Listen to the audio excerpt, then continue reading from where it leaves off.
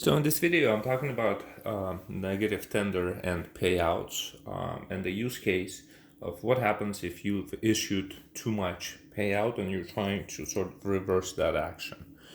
So let me kind of explain what's happening. Here's my register, right? And let me just go ahead and zoom in real quick. So here's my register.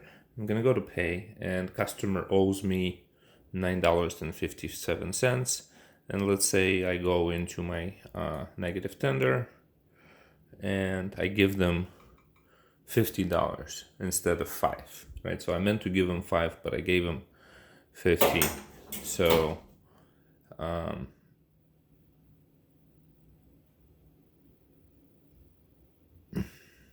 so we gave them $50, and now they have this transaction that they can pay, right?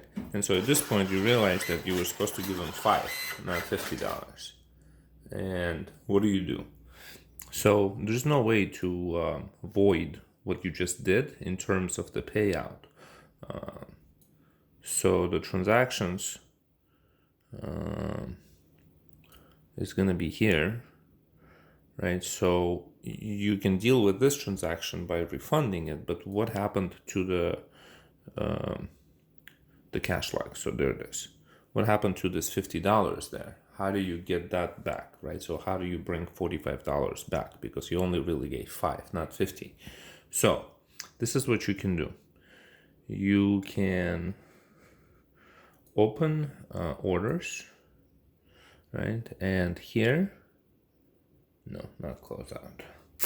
You can open register. All right, so we're done here. So this is a brand new register.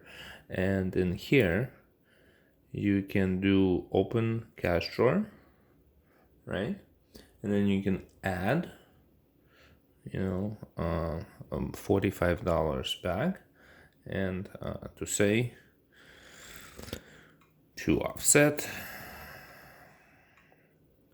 previous payout, like that, right? So not 45 cents, but $45. Okay, and then you hit continue, and the cash drawer opens. Sorry about that jerk. And now in your cash log, you've offset the $50 by adding 45, right? So now it's only $5 out. And that's really the only way to deal if you have paid out too much. There's no way to void that $50 payout. And so that's it. That's the only way to do it, just to add cash back by going to register. Thank you.